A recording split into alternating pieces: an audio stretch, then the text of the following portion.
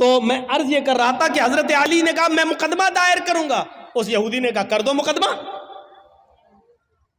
دیکھتے ہیں عدالت کیا فیصلہ کرتی ہے۔ حضرت علی نے مقدمہ دائر کر دیا، کہاں؟ کورٹ میں، عدالت میں، اور جج کون ہے؟ قاضی شریح۔ اور یہ جج کس نے بنایا؟ حضرت علی نے۔ جج کس کا؟ علی نے بنایا، لیکن جج بنا ضرور رہے حضرت علی، لیکن جج نے یہ نہیں دیکھا کہ مجھے جج بنایا کس نے۔ جج کا مطلب یہ ہوتا ہے کہ مجھے عدل اور انصاف کو قائم رکھنا ہے۔ قرآن کی اس آیت کے پیش نظر کہ وَلَا يَجْرِمَنَّكُمْ شَنَآنُ قَوْمٍ عَلَىٰ أَن لَا تَعْدِلُوا اعْدِلُوا هُوَ أَقْرَبُ لِلتَّقْوَىٰ، کبھی کسی قوم کی دشمنی تمہیں غلط فیصلہ کرنے پر مجبور نہ کر دے، صحیح فیصلہ کرنا چاہے وہ کسی کے خلاف۔ اس یہودی کے پاس نوٹس پہنچا کہ تمہیں بھی آنا ہے۔ حضرت علی اور یہودی دونوں ایک ہی دن پہنچتے ہیں قاضی شریح کی عدالت میں۔ قاضی شریح کی عدالت میں یہ ایسا جج نہیں تھا جو ہمارا چوکیدار بنا دیتا ہے اس لیے بابری مسجد کا فیصلہ ان کے پکش میں چلا جاتا ہے، کیونکہ ہم نے آپ کا نمک کھایا ہے تو نمک حلالی تو کرنا ہی ہے۔ یہ سسٹم نہیں تھا وہاں۔ حضرت علی رضی اللہ تعالیٰ عنہ بھی کورٹ میں موجود ہے، ایک کٹ گھرے میں کھڑے ہیں، یہودی بھی دوسرے کٹ گھرے میں کھڑا ہے۔ پوچھا ہے علی مقدمہ آپ نے دائر کیا ہے، بتاؤ کیا پرابلم ہے؟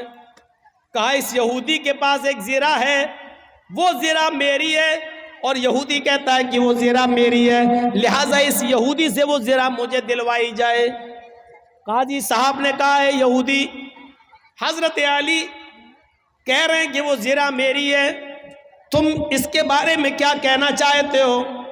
اس یہودی نے کہا حضرت علی جھوٹ بول رہے ہیں، زرہ میری ہے، اس وقت میرے پاس ہے، میں عدالت کے باہر رکھ کر آیا ہوں۔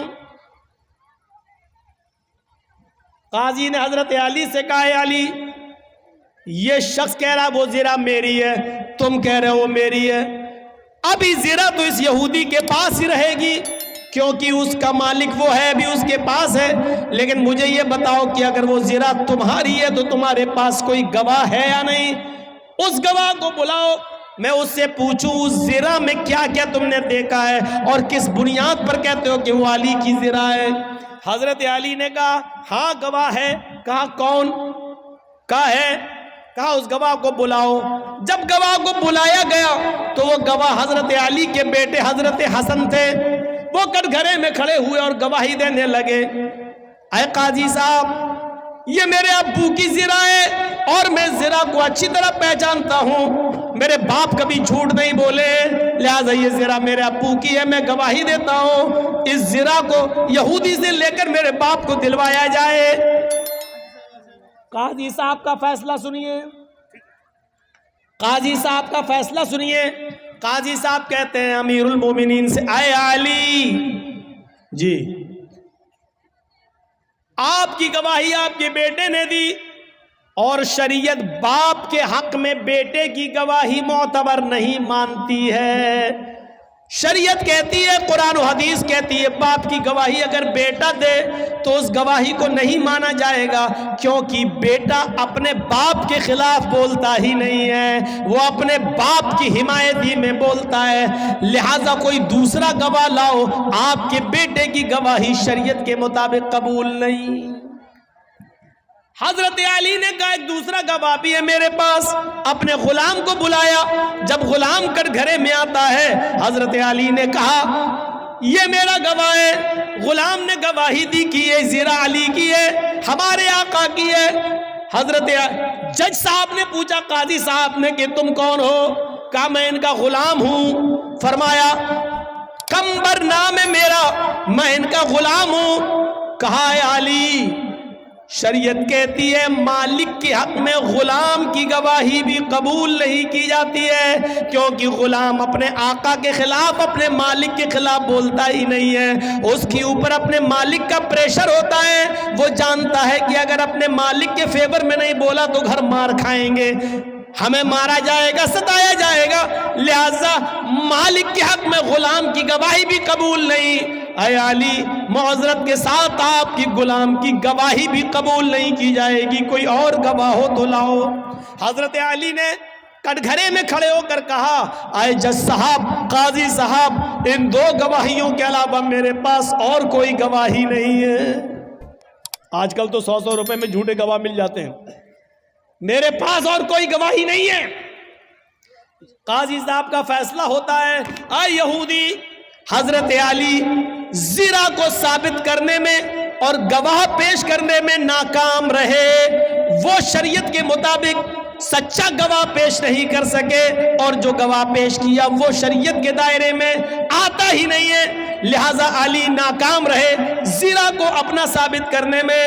وہ زنا کے مالک تم ہو، اور عدالت یہ فیصلہ کرتی ہے کہ وہ زنا کے حقدار تم ہی رہو گے، وہ زنا تمہاری رہے گی، اس زنا پر تمہارا حق ہے، تم جا سکتے ہو اور زنا بھی لے جا سکتے ہو۔ یہ اس جج کا فیصلہ ہے جو حضرت علی نے بنایا، یہ اس قاضی کا فیصلہ جس کو حضرت علی نے بنایا، لیکن قرآن و حدیث کے مطابق فیصلہ کیا۔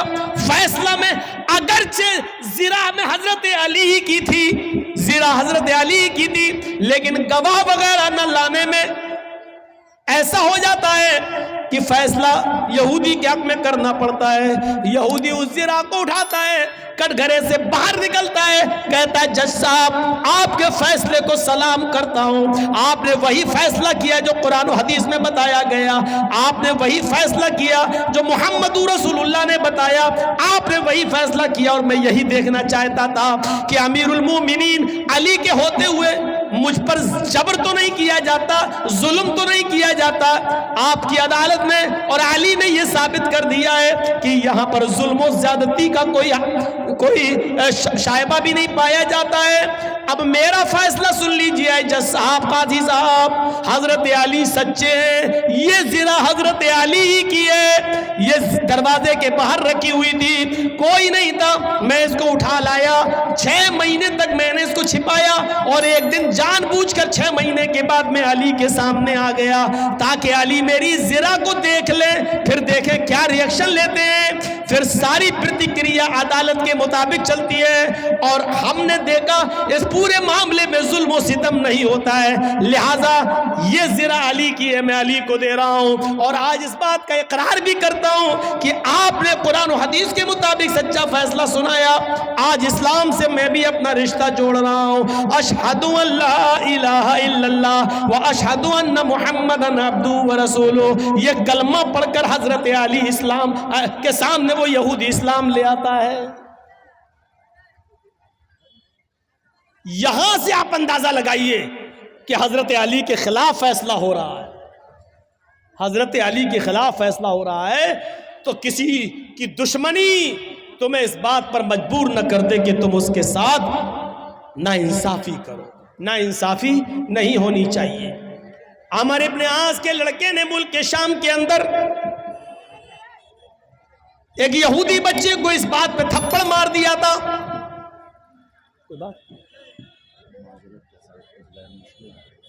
3 بجے رات میں نہیں ہوتا 3 بجے رات میں کوئی غیر مسلم نہیں ہوتا، یہ سب بکواس ہے، جو بھی ہو، لیکن یہ چیز صحیح نہیں ہے۔ 20 تقریر میں آپ کسی کا ٹاپک بدلوائیں، یہ اچھی عادت نہیں ہے۔ اسی لیے آپ خود سوچو کہ بہار بنگال تنگ آ گئے ہیں، جو چیز نہیں وہ سب نہیں ہوتا ہے۔ غیر مسلم ہے تو آگے بٹھا لو ان کو، لائیے، ہم ان سے پوچھیں کہ ان کی سمجھ میں آ رہا کہ نہیں آ رہا، آپ لائیے ان کو آگے بٹھا لیے، جو بھی ہوں، کوئی بھی مکھیا ہوں، لیکن یہ چیز صحیح نہیں ہے۔ بیچ میں تقریر چل رہی، اسلامی تقریر چل رہی، قرآن حدیث کی تقریر سن رہی، اب آپ وید سننا چاہتے ہیں، یعنی قرآن حدیث چھوڑ کے وید سننا چاہتے ہیں، آپ لوگوں سے چندہ کر رہے ہیں، آپ قرآن حدیث کے نام پہ وید سننا چاہ رہے ہیں، یعنی قرآن حدیث کی کوئی ویلیو نہیں رہی، سارا وید کی اتنی ویلیو بڑھ گئی ہے۔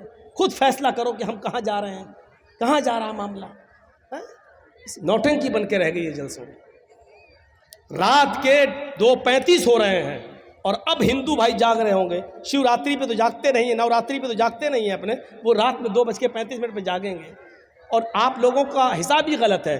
جلسہ ہو، غیر مسلموں کو کرسیاں لگا کے آگے بٹھائیے اور ان کو سنوائیے، تب ہم کو بلائیے، ہم وید پڑھیں گے، آپ بھینس کے آگے بین بجاؤ، بھینس کیا سمجھے گی بیچاری؟ ہم وید پڑھ دیں گے، ابھی اتنا وید پڑھ دیں گے، اتنا وید پڑھ دیں گے کہ آپ تنگ آ جائیں گے۔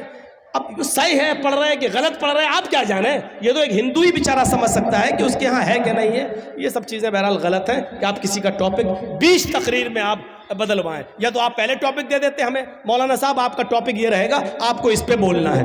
آپ پہلے ہمیں ٹاپک نہیں دے رہے ہیں, جلسے کا ڈیٹ لے رہے ہیں تو ہمیں نہیں بتا رہے ہیں کہ آپ کو کیا بولنا ہے, اور پھر بیچ میں آپ ہم سے کہیں گے کہ وید پڑھیے. یہ چیز سسٹم صحیح نہیں ہے. اب یہاں سے ہم وید کہاں سے گھسیڑ ہیں بتائیے تو آپ. اب گھسیڑ رہے ہیں تو ہمارا موضوع چھوٹ رہا ہے, جس پہ ہم بول رہے ہیں وہ ہمارا چھوٹ رہا ہے. اور یہ تقریر جب یوٹیوب کے ذریعے دوسرے لوگ سنیں گے تو کہیں گے یہ مولوی کتنا جاہل ہے, بول رہا تھا اس پہ اور پھر آ گیا اس پہ, اس کو کچھ آتا ہی نہیں ہے. آپ کو ویسے ہی معلوم ہے کہ کتنے ملا مولوی ہمارے پیچھے پڑے ہوئے ہیں. تو تھوڑا سا صبر کریے آپ.